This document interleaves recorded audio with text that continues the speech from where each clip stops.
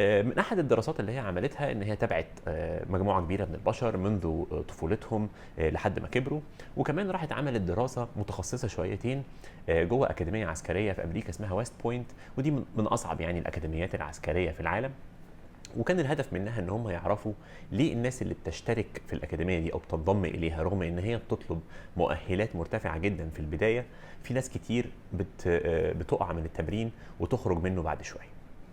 لقوا انه بعد دراسات كتيره اكتر ناس قدرت تكمل في التمارين واكتر ناس قدرت تنجح عامه في الحياه هم الناس اللي عندهم عنصر الجريت اللي هو المثابره.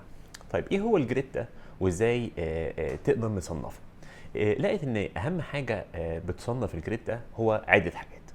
نمره واحد، انه رغم اهميه الذكاء والبيئه المناسبه اللي حواليك والظروف الاجتماعيه طبعا اللي اكيد بتاثر على كل الناس، ولكن الناس اللي بتنجح في الحقيقه